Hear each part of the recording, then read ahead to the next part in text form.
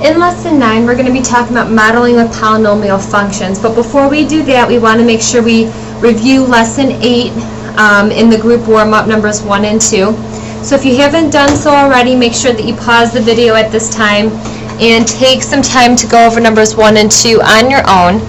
We're going to go over the answers together right now, but you want to make sure that you've given yourself a chance to practice them before you check your answers with this video. In number 1, the directions are asking us to factor this cubic function given that x is equal to negative 2. The fact that x is equal to negative 2, if you remember back to lesson 8, you know that this is a 0. And if you know that x equals negative 2 is a 0, then you know that x plus 2 is what we call a factor. And since you know that that's a factor, we can use x plus 2 to divide into this cubic function and figure out what other values and other zeros we can get from this. So if we factor this, x plus 2 goes on the outside, our cubic function goes on the inside. The cubic function is in standard form as well as each of those terms being represented. So we don't have to substitute any zeros in this case. Now we just do our long division.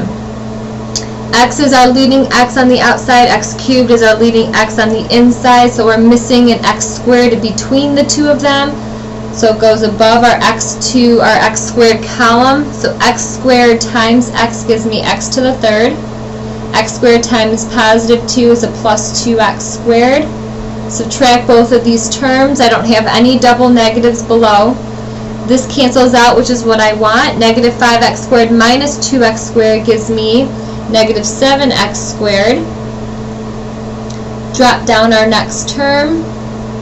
Our leading x here is now negative 7x squared. Leading x on the outside is x. So I'm missing a negative 7x between the two of them. So that goes up top. Negative 7x times x is negative 7x squared. Negative 7x times 2 is negative 14x. Subtract these again. I have a double negative in both terms with the term below it, so double negatives change to positive. My x squares cancel out, and negative 2x plus 14x gives me a 12x. I drop down my last term. Between these two leading x's, I'm missing a positive 12, so that goes on top. Multiplying the positive 12 to our two outside terms, I get 12x.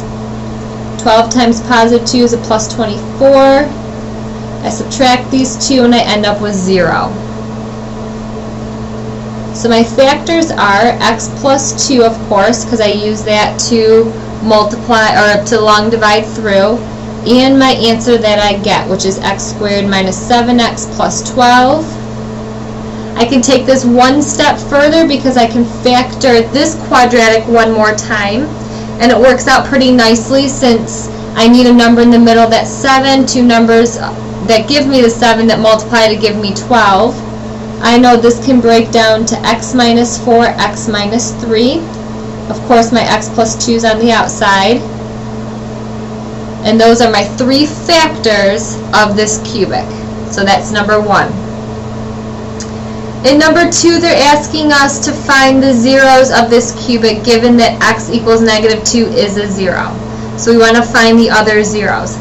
So number 2 is based off of the answers in number 1. So since we know the factors in number 1, all I have to do to find my other zeros is set each of these groups equal to 0. When I do that, x plus 2 equal to 0 gives me x is equal to negative 2, which is what I should get since that was given to us from the beginning. X minus 4 equals 0, so x is equal to positive 4. And x minus 3 is equal to 0, so x is equal to 3. So my three zeros for this cubic function is x equals negative 2, x equals 4, and x is equal to positive 3.